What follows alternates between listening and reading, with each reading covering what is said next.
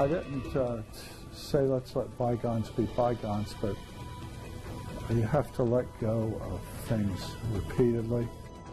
A father who lost his son and his daughter-in-law in the Richmond Hill explosion reacting tonight to the news that the ringleader of that blast is now dead. In fact, it is the very first time we're hearing from the victim's family since learning that Mark Leonard, who was serving life for that deadly explosion, died. Our Emily Longnecker tonight on what Dion Longworth's father wishes he could have told the man responsible for causing him so much pain. A reporter Tuesday afternoon gave John Longworth the unexpected news. Really, the first thing that hit was just sort of a feeling of sadness that, oh my, somebody died. This, though, was no somebody to Longworth. The man who died, Mark Leonard, was the ringleader of the Richmond Hill explosion that killed Longworth's son Dion and Dion's wife Jennifer in November 2012. A blast that also damaged or destroyed more than 100 homes. And I did feel some compassion for him. But then when I realized how much anguish he has caused me, there was a sense of relief that, okay, I won't have to think, well, where is he or what's going on. There won't be. Since the deaths of his son and daughter-in-law 5 years ago, Longworth has had to confront feelings he had towards Mark Leonard, a man he still doesn't know much about, except for what he learned during Leonard's trial. I would think it'd be nice to beat Mark Leonard to death. But I would feel that, but it's not the way I want to be. Longworth says he never believed in vengeance towards Leonard.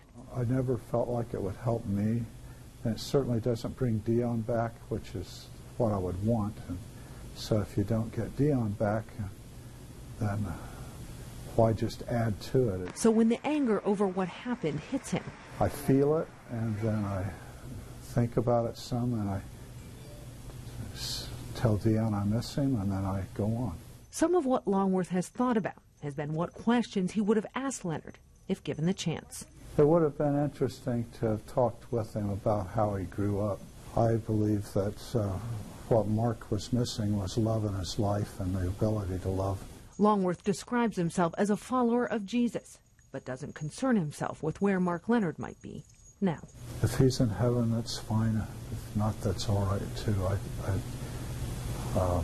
I don't worry about things like that. Longworth has another focus.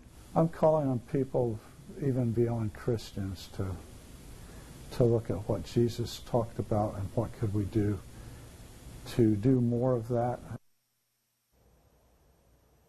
And Longworth has written a book called Jesus Was Left Behind. In it, he talks about the experience of losing his son. It comes out this May. Andrea?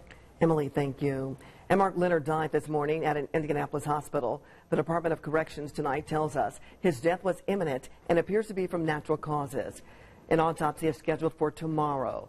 The 48-year-old had been serving a life sentence at the Wabash Valley Correctional Facility. And 4 others were also charged in connection with that explosion. Mark's brother, Bob Leonard, got 2 life sentences. Mark's then-girlfriend, Maserati Shirley, agreed to help prosecutors as part of a plea deal. She was sentenced to 50 years in prison. Gary Thompson is now serving 20 years after pleading guilty to conspiracy to commit arson. And Glenn Holtz, who knew about the plot beforehand, he got 3 years.